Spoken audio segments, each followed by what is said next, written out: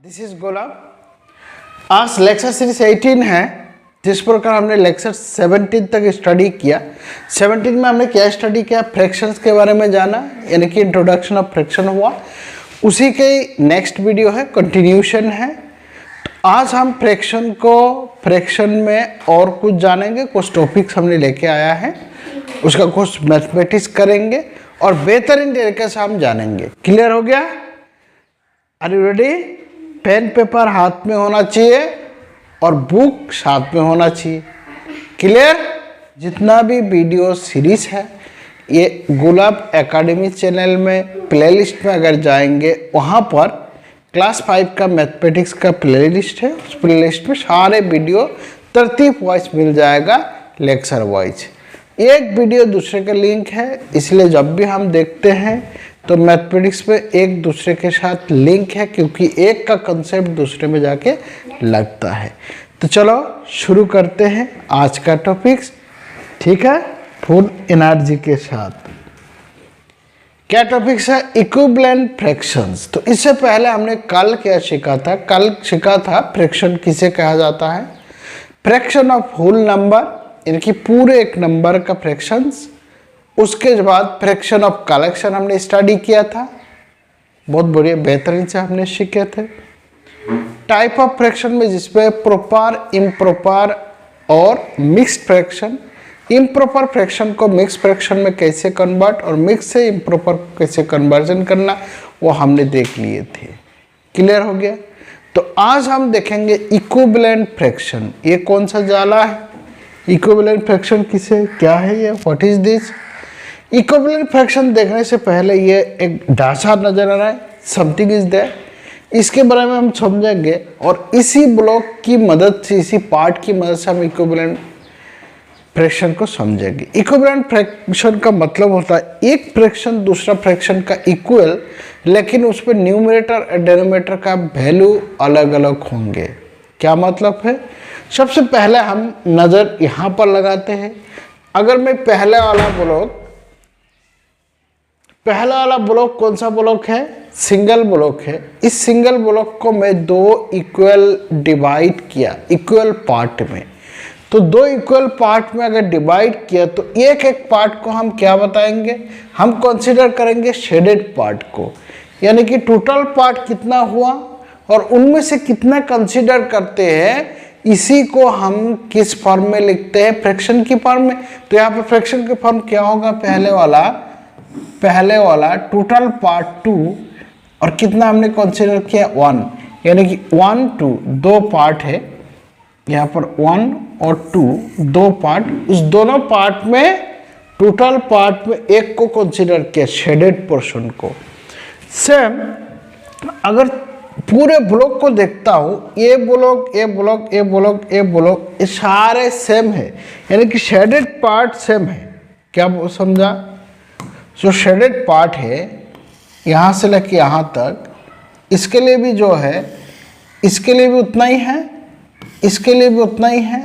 सिर्फ हमने डिफरेंस क्या नंबर ऑफ पार्ट को डिफरेंस किया। इसका मतलब है मेरे को दो बंदा का बीच में इसको देना था, अभी मेरे पास नंबर ऑफ पर्सन बढ़ गए। कितना है? 1 2 3 4। कितना हुआ? 1 2 3 4। 1 2 3 4। तो 4 हिस्सों में बांट दिया और कितना हिस्सा इसमें शेडेड में आ गया? 2 part. There is a 2 part. So how many parts we have divided? There is a total number. हम नीचे लिखते हैं, डिनोमिनेटर में लिखते हैं, और कौन सा कंसीडर किया वो हम ऊपर लिखते हैं। सेम अगर मैं तीसरा ब्लॉक में देखता हूं तो कितना पार्ट हो गया? 1 2 3 4 5 6 7 8, यानी कि टोटल पार्ट कितना है? 8 है। कितना है? 8। और हम शेडेड पोर्शन में कितना पार्ट आ गया? 1 पार्ट, 2 पार्ट, 3 पार्ट और 4 पार्ट। कितना पार्ट है? 4 पार्ट। उसी प्रकार अगर नीचे हम देखते हैं तो टोटल कितना पार्ट बन गया? 1 2 3 4 5 6 7 8 9 10 11 12 13 14 15 और 16, टोटल 16 पार्ट है। उनमें से शेडेड वाला पोर्शन कितना पार्ट है? 1 2 3 4 5 6 7 8। अच्छा, इतना हमने लिखने का ये मतलब है कि इसकी हाफ और इनमें 2/4, इसको हम 2/4 से रिप्रेजेंट कर रहे हैं। ये हो गया 4/8, ये हो गया 8/16। आखिर में उतना ही है ना, अमाउंट तो उतना ही है। इसका जो लेंथ है हर एक जगह इक्वल है, इसका मतलब ये सारे एक दूसरे का इक्वल है, लेकिन the value of numerator and the value of denominator is different. इस प्रकार फ्रैक्शन को हम बोलते हैं इक्विवेलेंट फ्रैक्शन। क्या समझ में आया? अगर मैं हाफ इक्वल में क्या लिख सकता हूं? 4/8। हाफ इक्वल 4/8 भी है, 2/4, 8/16, ये सारे इक्विवेलेंट है। ठीक है, ठीक है, क्लियर हो गया? क्योंकि हम विजुलाइज करके देखा, हकीकत में रियलिटी में हमने इस पोर्शन का तो लेंथ चेंज नहीं किया ना, ये अमाउंट हमने चेंज नहीं किया, अमाउंट तो सेम है, सिर्फ हमने नंबर ऑफ पार्ट्स को बढ़ाया। जैसे नंबर ऑफ पार्ट्स बढ़ गया तो मेरा न्यूमरेटर भी बढ़ा और डिनोमिनेटर बढ़ा, इक्वल अनुपात में। कैसे? अगर मैं 4 से 8 तक आना चाहता हूँ, 4 और 8 जो लिखा हुआ है इसको हम किस प्रकार, अगर मैं दाहिने तरफ भी जा सकता हूँ, लेफ्ट की तरफ जा सकता हूँ, यानी कि हाफ को मुझे इसके साथ मैं अगर ऊपर 4 और नीचे भी 4 प्रोडक्ट कर दूं, न्यूमरेटर में 4 डिनोमिनेटर में 4, तो मेरा आंसर क्या आ जाएगा? 4 1 जा 4, 4 2 जा 8। क्लियर हो गया? 4 1 जा 4, 4 2 जा 8, तो क्या सेम आ गया? इन रिवर्स मैं चाहता हूं 4/8 से हाफ आना, तो मैं क्या करूंगा? 4/8, 4 को भी मैंने 4 से डिवाइड करूंगा और 8 को भी मैंने 4 से डिवाइड करूंगा, तो मेरे पास आंसर क्या आ जाएगा? 1/2, यानी कि 8 को 4 से डिवाइड करने से 2 आता है। इसका यह मतलब है अगर न्यूमरेटर में और डिनोमिनेटर में सेम नंबर से प्रोडक्ट करते हैं या डिवाइड करते हैं तो मुझे क्या मिल जाता है? इक्विवेलेंट फ्रैक्शन मिल जाता है। यही इसका डेफिनेशन है, खत्म। तो किसी चीज के इक्विवेलेंट फ्रैक्शन हम निकाल सकते हैं। ठीक है बच्चों, निकाल सकते हैं क्या? नहीं निकाल सकते हैं हम, पक्का? कैसे निकालेंगे? उसके साथ जो न्यूमरेटर में हम प्रोडक्ट कर देंगे उसी डिनोमिनेटर में प्रोडक्ट कर देंगे या डिवाइड कर देंगे। ठीक, ओके। तो फॉर एग्जांपल के लिए हम आप लोगों से पूछते हैं, ये दुनिया क्या पूछते हैं, क्या पूछते हैं? चलिए थोड़ा सा हमने ये चेंज कर लेते हैं। 2/3, इसका अगर इक्विवेलेंट फ्रैक्शन हम बोलते हैं तो इक्विवेलेंट फ्रैक्शन कैसे निकालेंगे? सेम 2 के साथ 2 प्रोडक्ट कर देंगे और 3 के साथ भी 2 प्रोडक्ट कर देंगे। इसमें ध्यान देने वाली बात क्या है? इसमें ध्यान देने वाली बात क्या है कि ये जो नंबर है, जो न्यूमरेटर और डिनोमिनेटर में जो प्रोडक्ट में लाया वो सेम होना चाहिए। This is the important. ठीक, तो 2 2 या कितना होगा? 4 और 3 2 जा 6। ये हो गया equivalent number of 2/3, that is 2/3 equal 4/6। क्या कैसे? सेम डिजिट से, ये सेम नंबर से न्यूमरेटर और डिनोमिनेटर को मैंने प्रोडक्ट कर दिया। और बढ़ा सकता हूँ, ऐसे लाखों हजारों करोड़ों बन सकते हैं। जो भी नंबर मान लेते, इसके साथ मैंने 2 के साथ 1000 प्रोडक्ट कर दिया, 1001। सेम 3 के साथ 1001 प्रोडक्ट कर दो, 1002 प्रोडक्ट कर दो, 5 प्रोडक्ट कर दो, सेम प्रोडक्ट करना है और इसकी इक्विवेलेंट बन जाएगा। In return same number divide करना है तो इसकी इक्विवेलेंट आ जाएगा। क्लियर हो गया? तो इक्विवेलेंट निकालना बहुत आसान है, अभी से हम इक्विवेलेंट निकाल के देखेंगे। ठीक, ओके। चलो, write 5 fraction equivalent to each of the following. कितना क्वेश्चन दिया हुआ है? 1 2 3 4, 4 क्वेश्चन का, हर एक का 5 इक्विवेलेंट निकालने के लिए बोला। 5 इक्विवेलेंट हम कैसे निकालेंगे? पहला, हम 2 के साथ 2, 1 क्यों नहीं प्रोडक्ट कर रहा हूँ? 2 के साथ 1 और 3 के साथ 1 प्रोडक्ट करेंगे तो सेम फ्रैक्शन आ जाएगा, इसलिए हम 2 से स्टार्ट करेंगे। पहले 2 से प्रोडक्ट करेंगे, फिर 3 से, फिर 4 से। तो 2/3 इक्वल, इसके साथ अगर 2 से मैं प्रोडक्ट कर दूंगा तो 2 × 2 डिवाइडेड बाई 3 × 2, तो मेरा एक वैल्यू आ जाएगा 4/6। दूसरी बार हम करेंगे क्या है? 2 के साथ 3 से प्रोडक्ट कर देंगे, नीचे भी 3 से प्रोडक्ट कर देंगे, तो मेरे पास वैल्यू आ जाएगा 3 2 जा 6 9। ये सारे कैसा है? ये पूरा कैसा है? ये सारा कैसा इक्विवेलेंट है, इसलिए हम इक्वल लगा सकते हैं। फिर दूसरा इक्वल यहाँ लगाएंगे, तो मैं किस से प्रोडक्ट कर दूंगा? 4 से, नीचे भी 4 से, तो कितना बन जाएगा? नीचे 12, ऊपर 8। इस प्रकार बनते जाएगा। कितना निकालने के लिए बोला? Right 5 fraction. मैंने कितना निकाला? 1 2 3, तो टोटल कितना हो गया? 3, यानी कि 5 करके हम निकालेंगे। हम कर लेंगे, सारे में कर लेंगे। 7/10 को मैं करके दिखाता हूँ। तो मेरे पास क्या है? 7/10 है। तो पहला 7 2 जा 14, 10 2 जा 20, दूसरा 3 जा 3 7 जा 21, 3 10 जा 30, 4 7 जा 28, 4 10 जा 40, 5 35, 5 10 जा 50।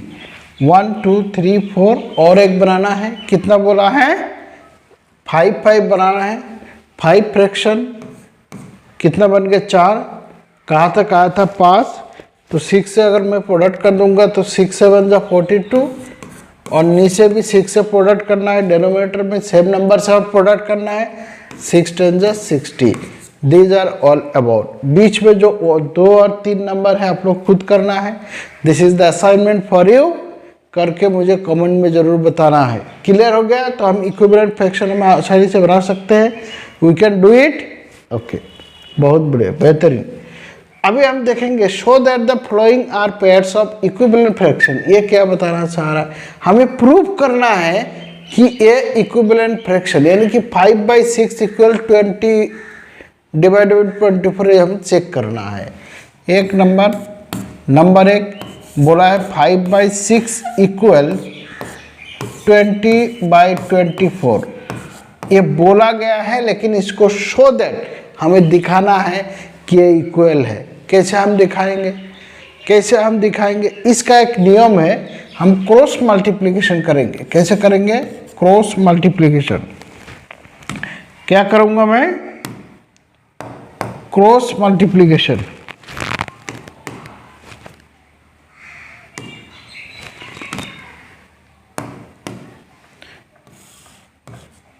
क्रॉस का मतलब पहला वाला का डिनोमिनेटर दूसरे का न्यूमरेटर, पहला का न्यूमरेटर दूसरे का डिनोमिनेटर प्रोडक्ट करके देखेंगे। अगर ये दोनों इक्वल है, इसका मतलब इक्विवेलेंट है। बस कहानी खत्म। Live it. 5 × 24 कितना आ जाएगा? 120। 5 10 जा 100, 120। क्या राइट साइड में भी उतना ही है? 6 2 जा 120। इसका मतलब लेफ्ट इक्वल राइट है। इसका ये मतलब है ये इक्वल है, तो हमने प्रूव कर दिया। Hence prove. 2 नंबर का हम चेक कर ले। 2 नंबर का चेक करें। क्या लिखा है? 3/8 15/40।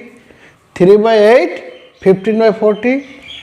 ओके, तो 3 डिवाइडेड बाई 8 चेक कर लेते हैं हम लोग।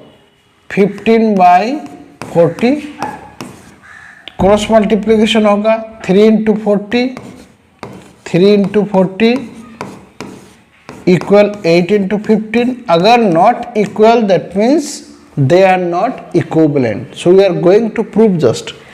Okay, 3 4 जा 120 again, 8 into 15 80 or 40. Okay, this is also 120. Okay, since left hand side is equal to the right hand side, that means number 2 is also okay.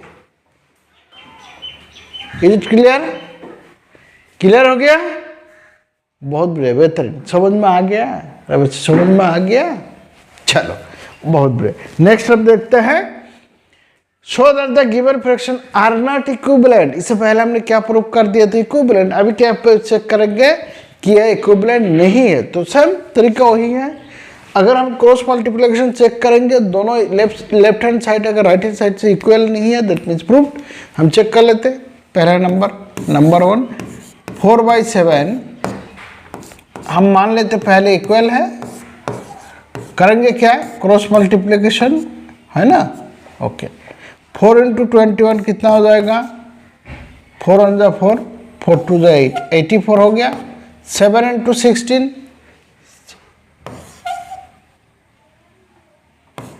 112, 16 7 डा 112, 6 42, 7 ओके। 1 1 2 क्या दोनों इक्वल है?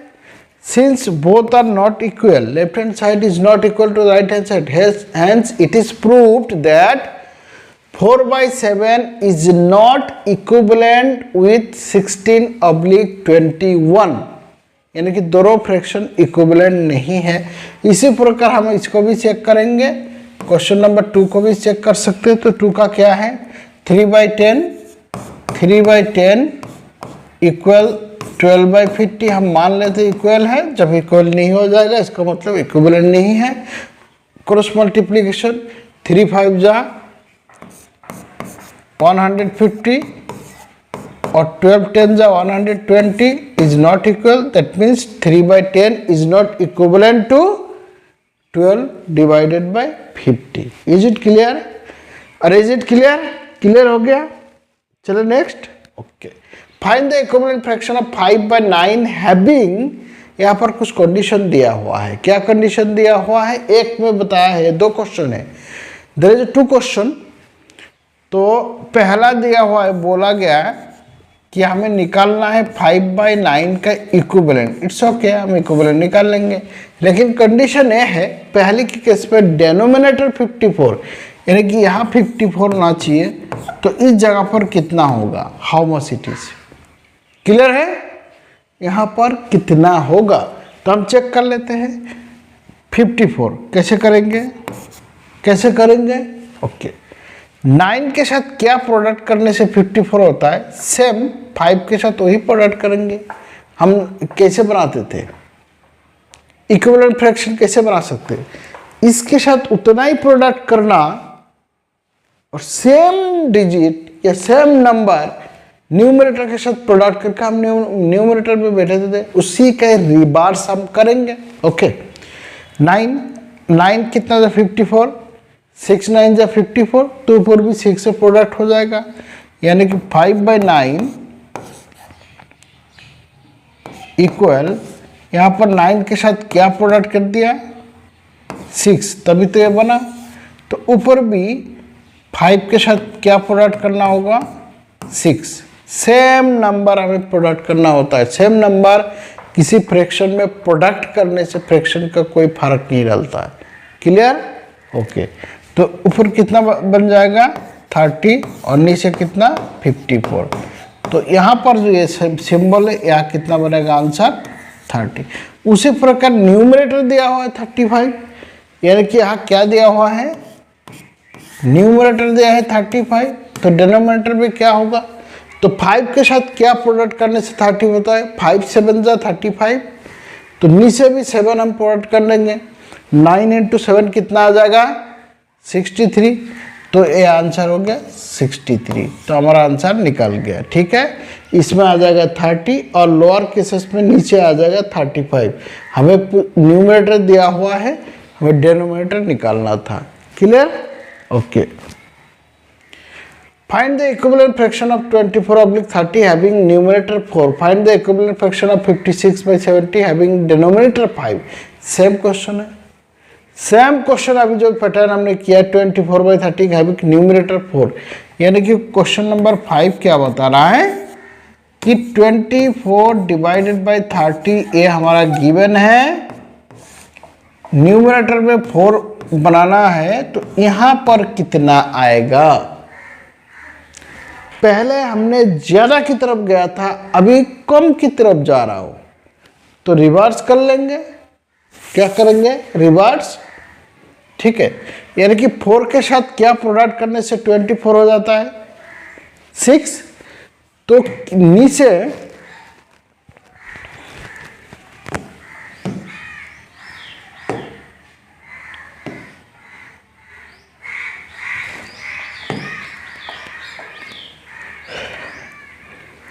तो 4 के साथ क्या प्रोडक्ट करने से 24 हुआ? 6। तो उसी 6 को, यानी कि 6 के साथ 4 प्रोडक्ट करके 24 हुआ, उसी 6 को यहां से डिवाइड करना है, 30 को डिवाइड करना है। तो 30 को अगर 6 से डिवाइड करता हूं तो क्या होगा? 5, 5 6 या 30, इसका मतलब यहां पर 5 बनेगा। तो ये डिजिट कैसे बना? 5 × 6, 4 × 6, 5 6 जा 30, 4 6 जा 24। Very easy. नेक्स्ट केस हम देखते हैं 6 नंबर। 6 नंबर खुद से करना है।